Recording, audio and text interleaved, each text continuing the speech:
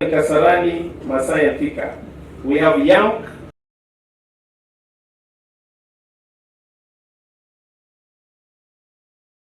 You know, the TVET sector is the main engine of our economy.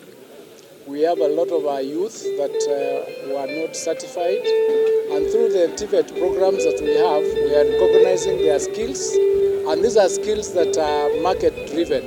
The labor market demands that the people that are coming from our institutions are market-ready. They are trained to be market-ready in various fields.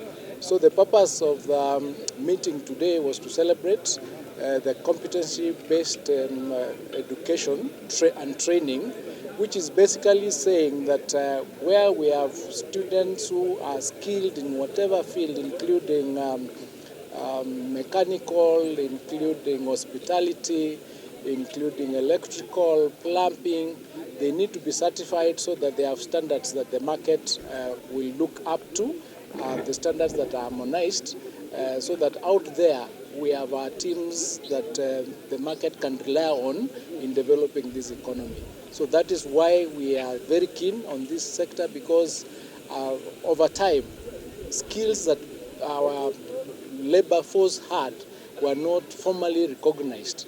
And so we are trying to come up with a program, with a policy that recognizes them, so that industry knows these people are trained and they are ready to do the jobs in the market that are demanded by the industry. And we are marketing them across the world.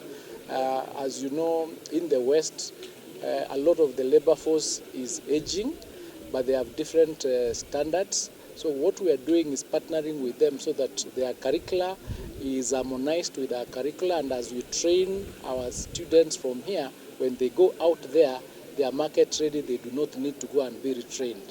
We are also expanding to include languages that they would be using in those areas, like the Mandarin, Chinese language. We are doing German, etc., so that when they are in those areas or those countries, they do not need to go back to class. And so we are working with them so that we are completely aligned, that the transition is seamless from being from class to the labor market. We are doing our best to put our best foot forward.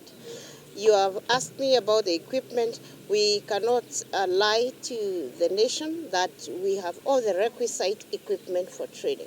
But we are doing our best. The government is committed, for example, to equip the next 70 institutions that are ready but not yet equipped. So we are looking forward to doing the equipment, at least the equipping of those institutions tentatively by the middle of next year. The other equipment, because we keep coming up with new courses continuously. So we are also encouraging our principals, whom we had a quarterly meeting with here today, that as we continue rolling out the capitation and other forms of funding that the institutions are receiving, we are encouraging them to continue to acquire as much of the equipment as is possible.